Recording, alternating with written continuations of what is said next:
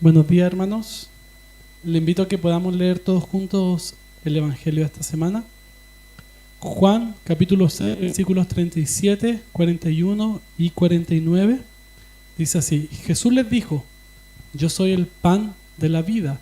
El que viene a mí no tendrá hambre, y el que cree en mí nunca tendrá sed.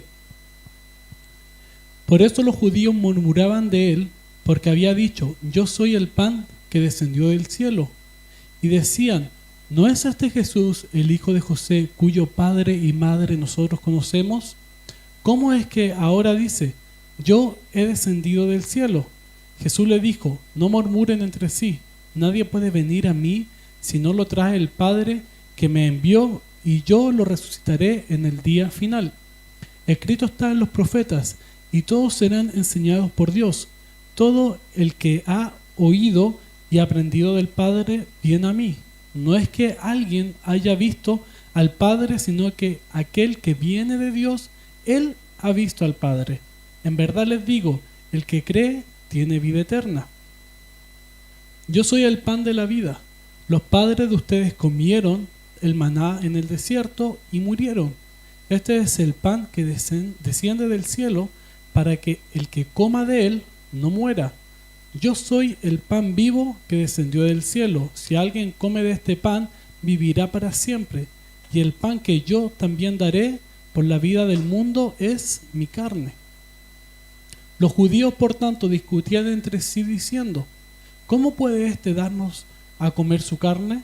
Entonces Jesús les dijo: en verdad les digo, que si no comen la carne del Hijo del Hombre y beben su sangre, no tienen vida en ustedes. El que come mi sangre y que come mi carne y bebe mi sangre tiene vida eterna, y yo lo resucitaré en el día final. Porque mi carne es verdadera comida y mi sangre es verdadera bebida. El que come mi carne y bebe mi sangre permanece en mí y yo en él. Como el Padre que vive me envió y yo vivo por el Padre, asimismo el que me come, él también vivirá por mí. Este es el pan que descendió del cielo, no como el que los padres de ustedes comieron y murieron. El que come este pan vivirá para siempre. Esto dijo Jesús en la sinagoga cuando enseñaba en Capernaum. Le invito a que podamos orar todos juntos. Otórganos, te suplicamos, oh Señor, el espíritu de pensar y hacer siempre lo justo, para que nosotros, que sin ti no podemos existir, seamos capaces, con tu ayuda, de vivir según tu voluntad. Por Jesucristo nuestro Señor, que vive y reina contigo y el Espíritu Santo, un solo Dios, por los siglos de los siglos. Amén.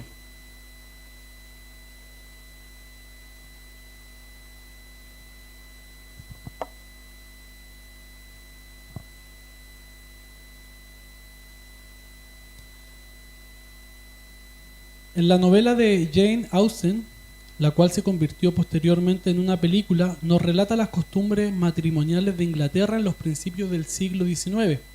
La protagonista, que se llama Lizzie, conoce a Darcy, quien es un caballero adinerado y elegante, pero ella, al verlo por primera vez, lo encuentra un hombre demasiado orgulloso y arrogante.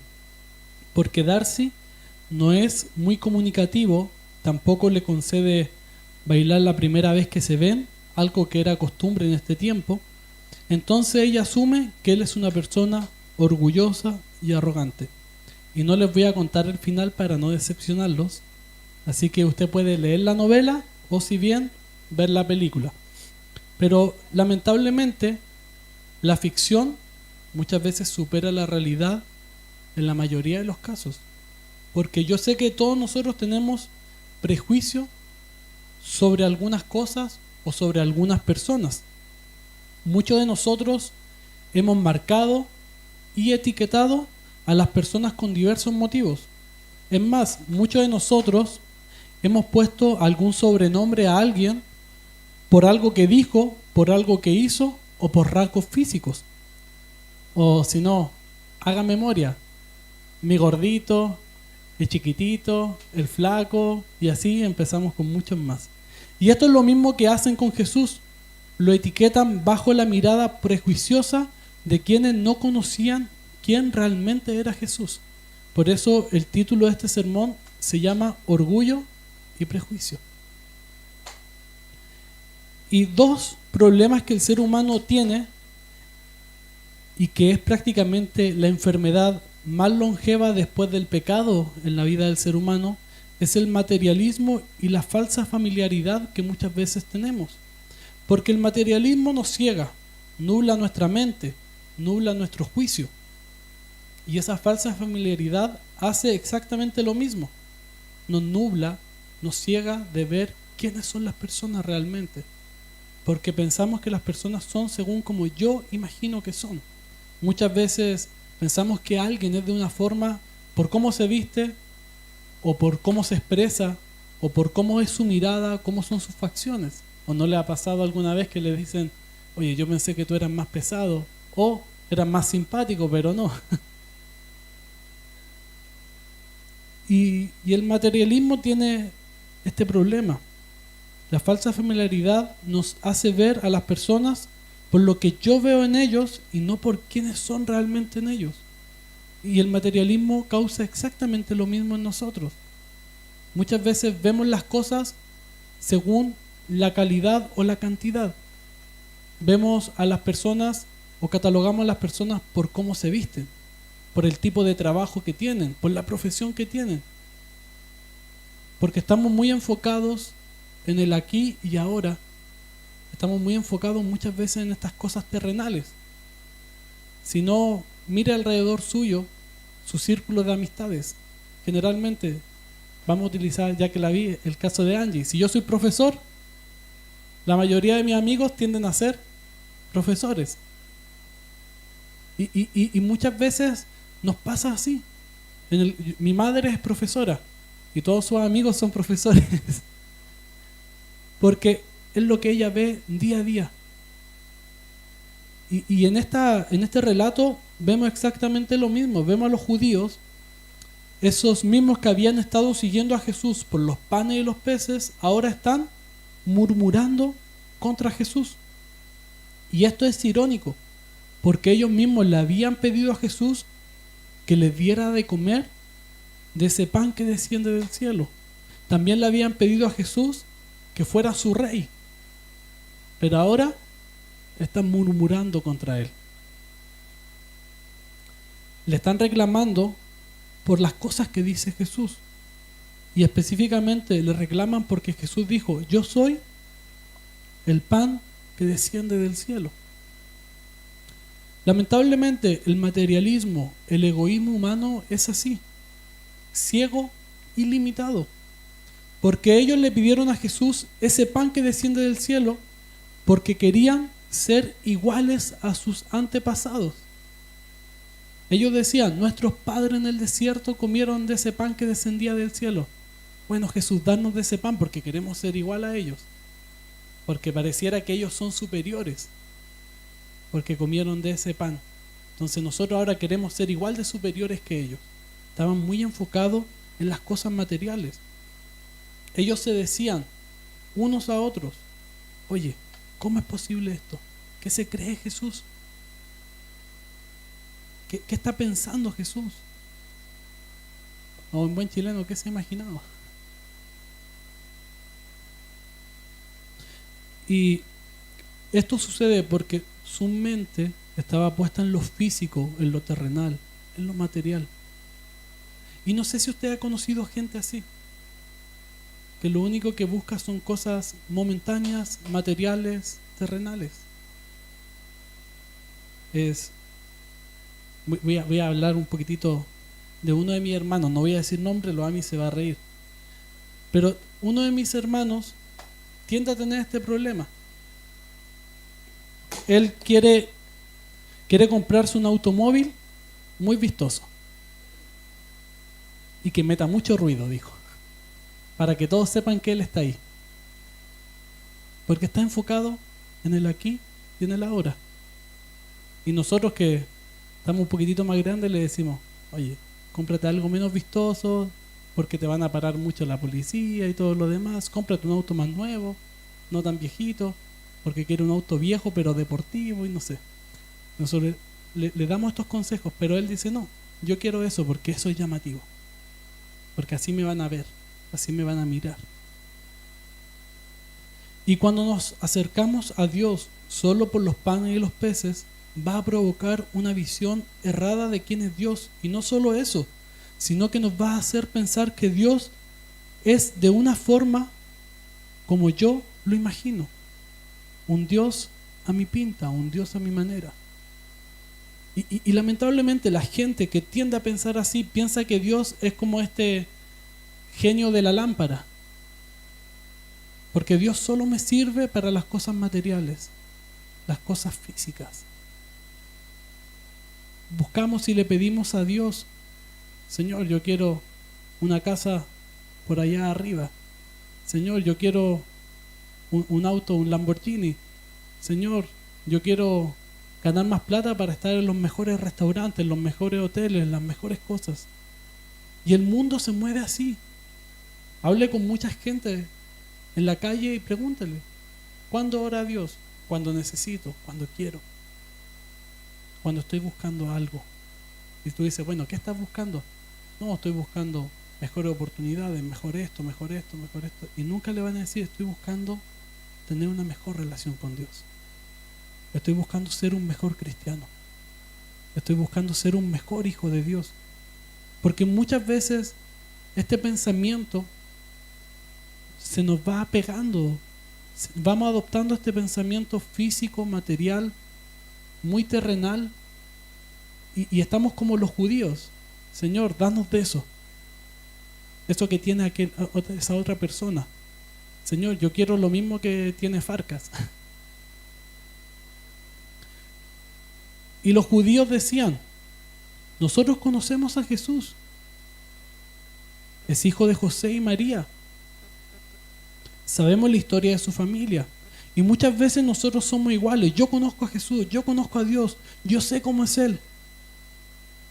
Y yo les pregunto, ¿lo conoces realmente? ¿O solo conoces la historia de Jesús? Porque es muy distinto conocer la historia de Jesús que conocer al Jesús de la historia, tener una relación personal con Dios. Es muy distinto buscar a Jesús solo cuando las cosas no salen como yo quiero, que vivir una relación constante con Dios. No es lo mismo buscar a Dios solo cuando hay malos momentos que buscar a Dios en todo momento. Porque cuando conocemos al Jesús de la historia, buscamos de Él en todo momento. No importa si las cosas están bien o están mal o están más o menos. Pero aquellos que solo conocen la historia de Jesús, buscan a Jesús por los panes y los peces. Buscan a Jesús en las malas situaciones, en las malas circunstancias. Y lamentablemente muchas veces nosotros somos iguales. O lo que yo digo, lo que más me causa indignación a mí es cuando nos referimos a Dios o a Jesús. Yo conozco al de arriba o yo conozco al flaco. Eso realmente me indigna porque nos muestra que no conoces quién es Dios. Porque si conocieras realmente a Jesús, entenderías que Él es Dios omnipotente y todopoderoso y merece y tiene que recibir la gloria y la honra necesaria. La misma escritura dice que no hay un nombre dado a los hombres, sino el nombre de Jesús. Y muchas veces tomamos estas expresiones. No, es que el de arriba, hermano, el de arriba tiene un nombre. Si vives en un departamento puede ser tu vecino. No, es que yo conozco al flaco. ¿Realmente Jesús era flaco? No lo sabemos. Entonces es muy importante y es muy necesario conocer al Jesús de la historia, porque así no vamos a buscar a Dios por lo que otros dicen, sino que vamos a buscar a Dios por lo que nosotros conocemos y sabemos de Él. La falsa familiaridad es así. Creemos conocer, creemos saber, y nos hace tratar a las personas como nosotros creemos que deben ser tratadas. La falsa familiaridad nos hace cuestionar quiénes son las personas incluso. Ponemos en tela de juicio quiénes son. Y lo peor de todo es que esto lo llevamos a Dios. Cuestionamos quién es Dios. Cuestionamos su autoridad. Cuestionamos su poder. Incluso muchas veces cuestionamos su amor, su misericordia y su gracia. Porque no conocemos quién es Dios. A veces creemos que hemos conocido tanto o por tanto tiempo una persona que los tratamos como nosotros creemos que ellos merecen ser tratados. Y creo que muchas veces no nos paramos a preguntar, ¿realmente él merece ese trato o merece un trato mejor? Porque relacionarse con alguien que lo vemos constantemente físicamente es muy distinto de relacionarse con Dios, que es espíritu y no lo vemos. Pero lamentablemente, como nos comportamos aquí, es como nos comportamos con Dios. Como tratamos a otros, es como tratamos a Dios.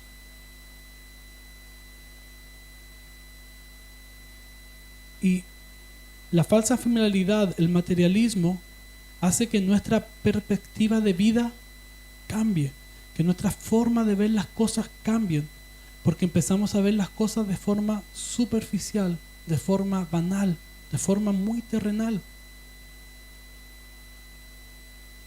Y esto causa un problema, y es el problema que estaban teniendo los judíos.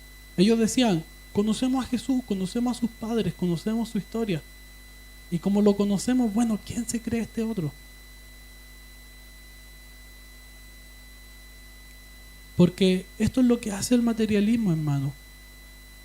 Nos hace etiquetar a las personas por quienes creemos que ellos son y no por quienes son.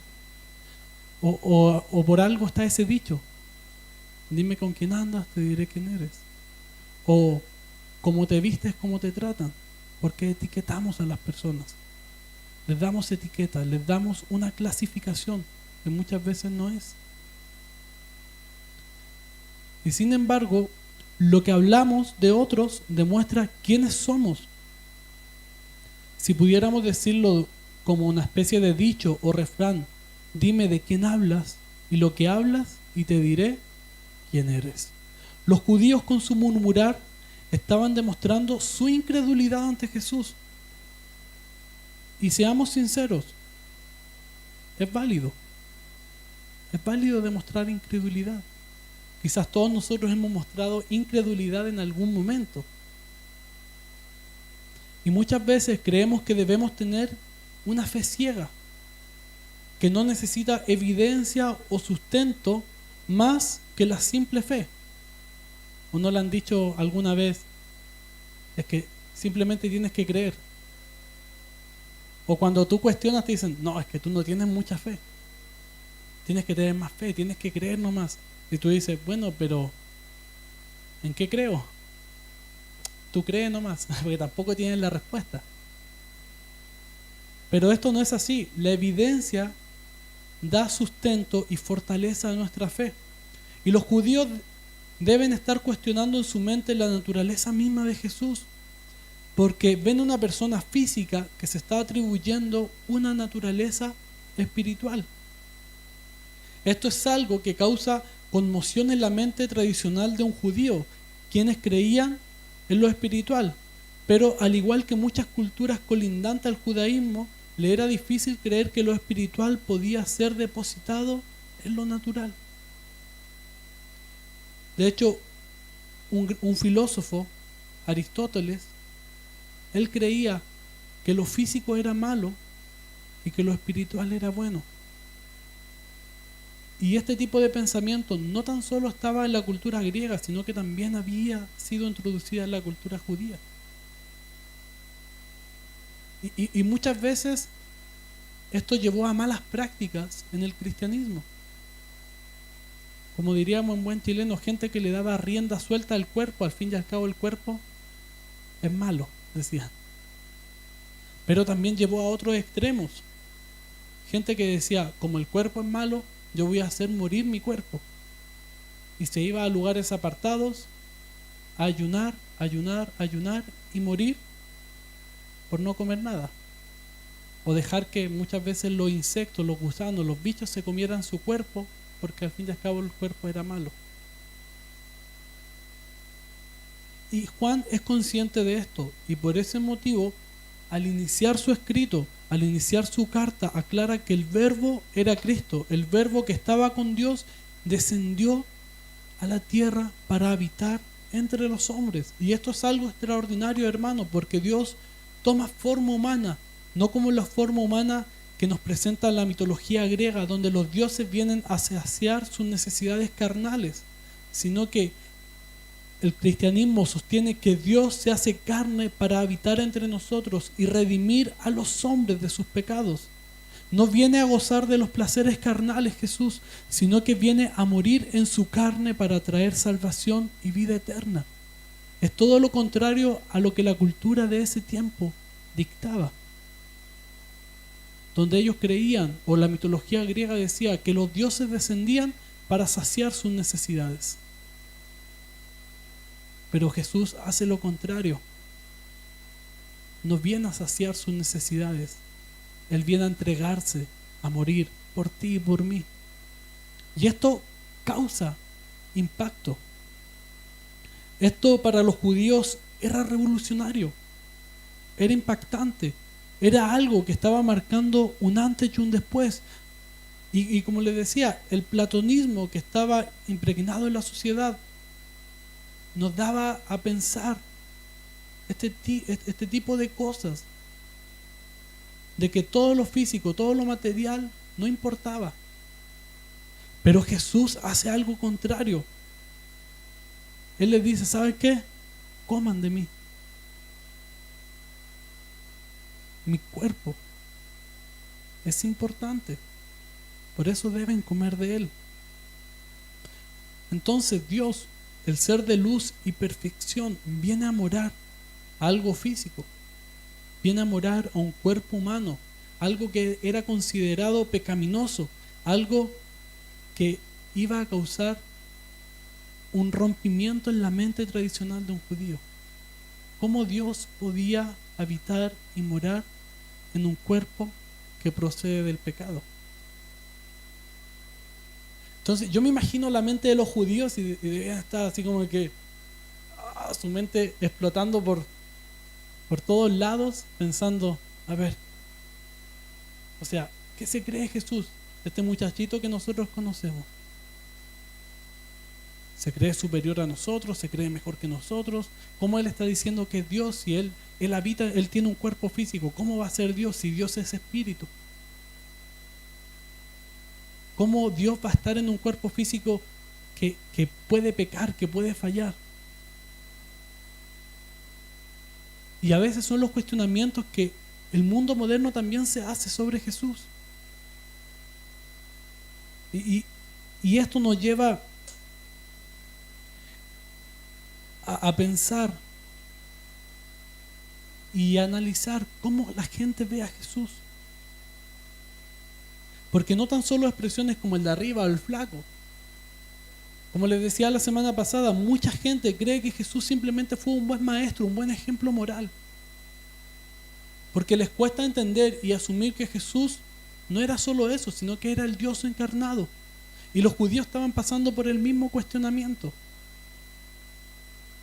Si a veces pensamos que hoy en día que tenemos más tecnología estamos más avanzados en nuestro pensar. Y lamentablemente caemos en el mismo círculo vicioso. Y muchas veces nosotros mismos quizás hemos cuestionado la deidad de Jesús. Y lo digo porque yo mismo la he cuestionado en mi juventud. Porque a veces es difícil comprender cómo Dios pudo descender y habitar entre los humanos siendo humano. Pero cuando empezamos a estudiar la Escritura, cuando empezamos a ver la palabra de Dios, cuando empezamos a estudiar la Biblia, empezamos a comprender que esto es posible, que es más lógico de lo que nosotros imaginamos. Y Jesús les dice esto, le dice, ¿saben qué? Los profetas escribieron sobre esto.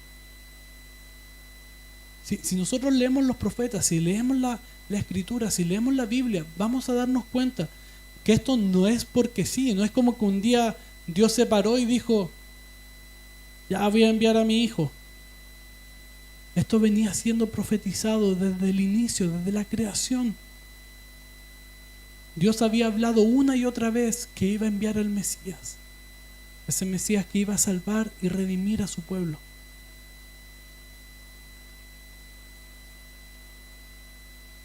Sin embargo, Jesús les da una salida a ese dilema que ellos estaban enfrentando. Les dice, en pocas palabras, ¿saben qué? Yo creo, parafraseándolo en buen chileno, anda a estudiar. Echa memoria a todo aquello que ya conoces. Porque muchas veces nos pasa esto. Muchas veces, como decía, conocemos o creemos conocer tanto a Jesús que se nos olvida quién es Jesús. Se nos olvida aquello que Él nos ha prometido y aquello que Él ha hecho por nosotros. Entonces, cuando vienen momentos difíciles, entramos en pánico. Entramos en desesperación. Porque se nos olvida. Así como al pueblo de Israel se le había olvidado que el Mesías había sido prometido. La falsa familiaridad causa esto. ¿O no le ha pasado que ha enfrentado algún problema? Incluso a veces somos tan carepalos que nos preguntamos, bueno, ¿y dónde está Dios? Y se nos olvida que Dios siempre está, que está en todo momento, en todo tiempo, en todo lugar. Como bien saben, esta semana falleció una de mis primas. Y fue un hecho difícil porque pasó más de 15 años luchando con una enfermedad. Pero muchas veces, quizás, yo me hago un mea culpa, yo no hablo mucho de estas cosas. Y no porque sea orgulloso ni nada por el estilo, simplemente porque he aprendido a descansar en Dios. Y no tan solo murió una prima este fin de semana. La semana pasada uno de los hijos de mi primo se quitó la vida. Entonces así han sido 2 semanas algo complejas, algo difíciles. Y yo compartía en el velorio que se le estaba haciendo a mi prima, y yo les decía a mis familiares, a sus amigos, a mis tíos, a mis primos, confíen y descansen en el Señor. Él es el único que puede consolarte en medio de la tribulación, en medio del problema, en medio de la tristeza. Porque yo sé que en momentos así a mucha gente se les olvida que Dios ha prometido consolarnos por medio de su Espíritu Santo. Entonces a veces es necesario recordar, a veces es necesario enfrentarse con esa realidad. Y Jesús les toca en el orgullo. Le dice, ¿saben qué? Por más que sus padres comieron directamente de ese pan del cielo, no han conocido a Dios. Porque el único que ha visto a Dios es aquel que ha sido enviado por el Padre. Y esto obviamente va a causar algo en el interior de ellos, así como quizá ha causado en nosotros.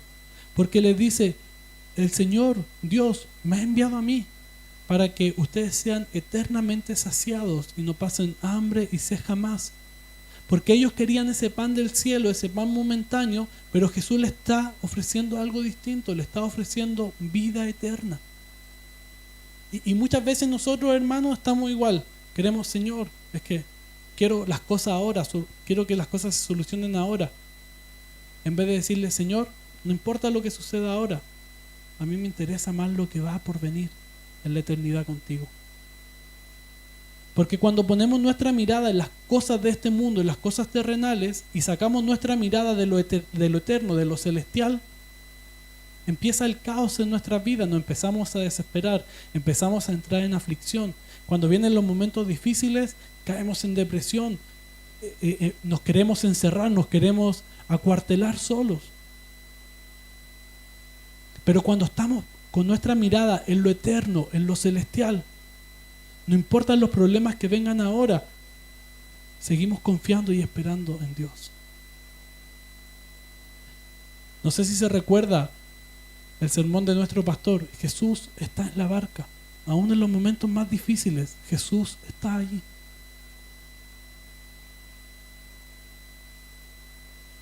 ¿Se recuerda la novela que le estaba hablando al comienzo? Orgullo y Prejuicio, la cual le da el título a este sermón. Si no la ha visto o no la ha leído, le voy a hacer un spoiler, además del que ya le hice. El coprotagonista, Darcy, logra cambiar la perspectiva de Lizzie, esa perspectiva errada que ella tenía de él, y lo hace de la forma más drástica posible. Le comienza a ayudar con los problemas familiares que ella tenía. Le ayuda económicamente, incluso protege la integridad de su familia, sin ser nada. Simplemente eran conocidos. Y ante todos estos acontecimientos, como era de esperarse, Lizzie cae rendida de amor por Darcy. Así que la vamos a dejar hasta ahí para que la puedan ver o la puedan leer. Y Jesús hace exactamente lo similar, los confronta con la realidad. Y ¿saben qué, hermano? Una cuota de realidad nunca es mala, porque nos abre los ojos. Es como cuando somos adolescentes y creemos que la vida es tan fácil, que el dinero llega tan rápido, que le exigimos a nuestros padres que nos compren cosas que económicamente son difíciles o que son imposibles. Pero cuando crecemos, comenzamos a trabajar, cuando somos responsables de una familia, cuando tenemos compromisos económicos, recién comprendemos que era algo difícil o algo imposible para nuestros padres darnos aquellas cosas que pedíamos o queríamos. Lo sé por experiencia propia. Vengo de una familia de 4 hermanos y que todos con gustos medios caros, partiendo por mí, que siempre me han gustado los instrumentos, entonces eran cosas imposibles. Jesús les dice: yo soy el pan de vida. No hay otro pan de vida que no sea Él. Ese pan que comieron sus antepasados en el desierto era algo momentáneo y pasajero, porque ellos comieron de ese pan y ¿qué les pasó? Murieron. ¿Qué es lo que le dice Jesús? Pero si ustedes quieren vivir eternamente, deben comer de mí. Porque Jesús especifica claramente que Él es el pan que descendió del cielo y que ese pan es su carne que sería entregada por el mundo. Esto, como era lógico, causa controversia. Porque ellos discutían entre sí y analizaban cómo es posible comer la carne de Jesús. Quizás en su mente estaba pasando: ¿esto será un acto canibalista? ¿Cómo lo va a hacer? ¿Se va a suicidar? ¿Hay que hacerlo asado? ¿Hay que hacerlo frito? ¿Cómo? Pero Jesús le aclara nuevamente el panorama, que la persona que no coma de su carne y no beba su sangre no podrá tener vida eterna. Esto es algo hermoso y radical, hermanos, porque la forma de estar en comunión con Dios va a cambiar para siempre, ya que ellos y sus antepasados tenían que hacer sacrificios para estar en comunión con Dios, pero ahora el Cordero de Dios se sacrifica para que tengamos vida en abundancia y una comunión eterna con Dios. Y esto es algo que me impacta a mí, por lo menos grandemente, porque en estos pasajes podemos no tan solo entender que para estar en comunión con Dios debemos participar de la carne y de la sangre de nuestro Señor, sino que también hay promesas implicadas en comer su carne y su sangre. Jesús dice: el que come de su carne y bebe su sangre tiene vida eterna. Hermano, eso es una promesa. Cuando tú estás en comunión con Dios, tú tienes vida eterna. También dice que el que come de su carne y bebe su sangre será resucitado en el día final. También dice que el que come su carne y bebe su sangre permanece en Dios y Dios en él. 3 promesas hermosas. 3 promesas que debiesen impactar nuestras vidas. 3 promesas que debiesen cambiar nuestra perspectiva de vida.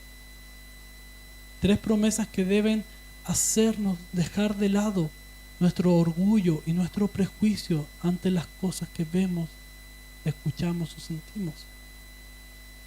Cuando vemos estas promesas de Dios, nuestra forma de ver el mundo debe cambiar. Porque ya debo quitar mi mirada de lo terrenal y empezar a ver a lo eterno. Porque si yo le pregunto, ¿usted quiere tener vida eterna? Todos queremos tener vida eterna, ¿cierto? Debe estar en comunión con Dios. Y no una comunión solo el domingo, una comunión constante todos los días. ¿Quiere ser resucitado en el día final? Debe estar en comunión con Dios. ¿Quiere que Dios permanezca en usted y usted en Dios? Debe tener comunión con Dios. Y todo esto es con un fin específico, que los que participamos de su carne y de su sangre no lo hacemos con un fin egoísta, como el pueblo de Israel lo estaba pensando. No lo hacemos para sentirnos mejor que otros. Y seamos claros, sí tenemos beneficios como estos que estamos viendo. Hay beneficio de participar de la carne y de la sangre de nuestro Señor. Pero el mayor beneficio de participar de esta comunión es que vivimos gracias a Jesús. Y esto no es una vida pasajera como la que tenemos en este mundo, sino que es una vida eterna con Él. Cuando participamos de la comunión, estamos reafirmando nuestro compromiso con Dios de vivir no solo por Él, sino para Él. Y eso es lo que cambia nuestra forma de ser, nuestra forma de vivir, nuestra forma de actuar. Porque cuando comprendemos que estamos y tenemos que vivir para el Rey de Gloria, nuestra actitud ante el mundo cambia. Cuando entendemos que nuestra vida no es física ni terrenal, sino que es una vida espiritual, sabe que incluso dejamos de ser hasta pesimistas. Porque algunos viven pensando de forma fatalista, porque están viendo el aquí y ahora. Pero cuando ponemos nuestra mirada en lo eterno, todo eso cambia. Así que si tú hoy has decidido vivir eternamente, no tan solo tienes que creer que Jesús murió y resucitó, sino que también tienes que comer de la carne y de la sangre de nuestro Señor. Tienes que participar de la mesa del Señor. Y esto no es solo para que vivamos eternamente, sino que también es una reafirmación de nuestra fe, de nuestro compromiso con Dios. En este compromiso, te invito a que tú también puedas ponerte de pie. Si has creído